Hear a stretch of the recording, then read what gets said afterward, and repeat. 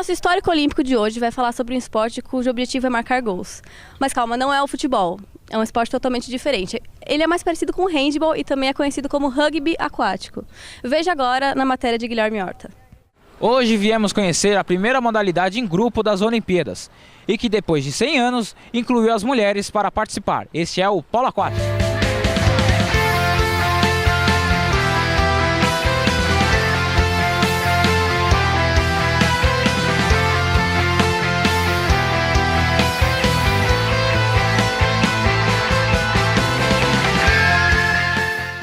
O polo aquático foi introduzido nas Olimpíadas de 1900 em Paris, porém só foi regulamentado em 1911. A seleção húngara é considerada a melhor do mundo e já possui 15 medalhas de ouro.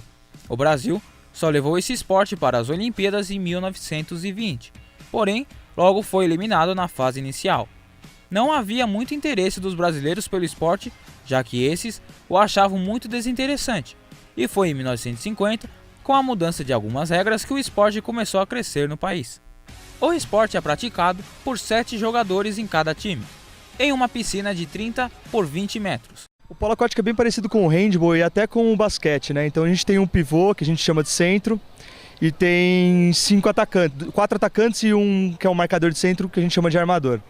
Então, mas todo mundo ataca, todo mundo defende, funciona mais ou menos como um handball mesmo. A gente tem um cuidado especial com a alimentação. Eu tento seguir uma dieta regrada.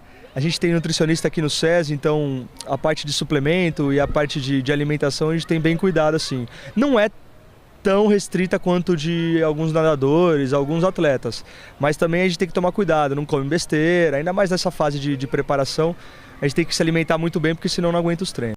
A rotina é basicamente de 7 a 8 horas diárias de treino, né? Então quando a gente está com a seleção, no período da manhã a gente treina 4 horas e no período da tarde a gente treina mais 4 horas. Quando tem que descansar bastante, tem que comer bem, tem que se alimentar bem, porque é bem complicado aguentar esse ritmo de treinamento.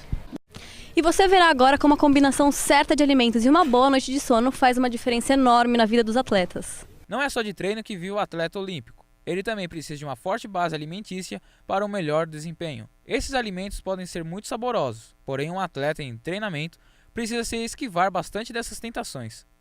Filé parmegiana, hambúrguer, batata frita, entre outros, podem gerar bastante calorias, mas o atleta que pensa em se aproveitar disso para ganhar massa muscular se engana. Essas não são as chamadas boas calorias. O nutricionista Alexandre Isaías nos contou como isso funciona.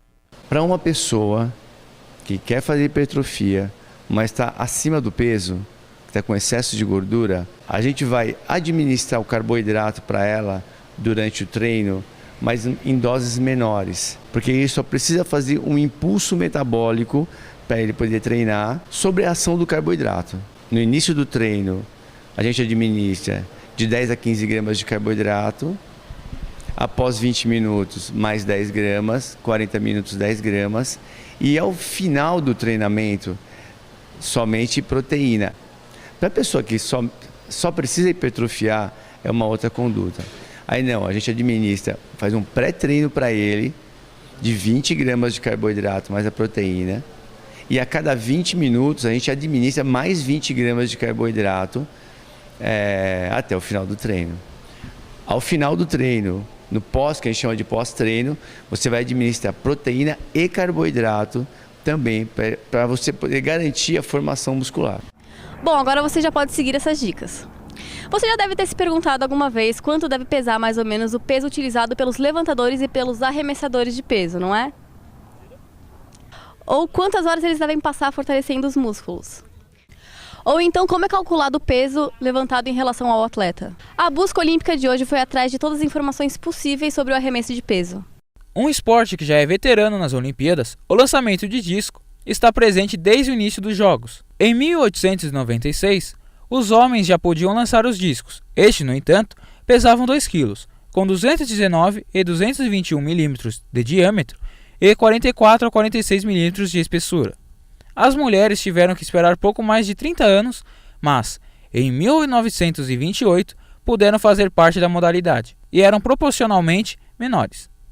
Homens, 2 kg, mede entre 219 e 221 mm de diâmetro, e tem de 44 a 46 mm de espessura. Mulheres, 1 kg, mede entre 180 a 182 milímetros de diâmetro e tem de 37 a 39 milímetros de espessura. O atletismo também faz parte da história das Paralimpíadas, tendo sido inserido nela logo no seu início em 1960.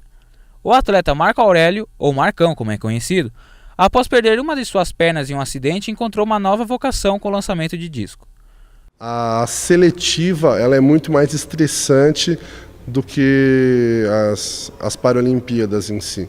Infelizmente, a gente não tem o mesmo sistema dos Jogos Olímpicos, onde é só fazer o índice e o atleta já pode se programar e fazer seu período de treinamento para as Paralimpíadas. Bom, hoje eu tenho quase 8 metros a mais que o índice A, e mesmo assim eu não tenho garantia nenhuma nem de participar dos Jogos. Eu entendo, hoje, mesmo estando mais velho, eu acabei de bater o recorde sul-americano há 30 dias atrás, né? Ou seja, então, eu estou na minha melhor forma, mas o esporte também evoluiu, vem aparecendo grandes novos atletas. Eu acredito que essa é a minha melhor chance, vai ser a minha melhor Paralimpíadas, em termos eu não sei se eu vou ficar em terceiro, se eu vou ficar em primeiro, eu vou ficar em segundo, mas eu tenho certeza absoluta que em termos de marca, eu vou fazer a minha melhor marca agora em 2016. Hoje, no meu caso especificamente, dos 8 melhores do ranking mundial, 4 estão no Pan-Americano. Então o Pan-Americano é uma réplica da Olimpíada, para a minha prova especificamente. Mas tem muitas provas que o ouro do Pan-Americano não é nem o índice. Tem gente muitas pessoas que foram campeão em Toronto não estarão nas Olimpíadas, porque você ser campeão pan-americano às vezes não dá nem o índice A. É uma honra ter umas Olimpíadas. Eu entendo que pela globalização teria que ter uma Olimpíadas na América do Sul.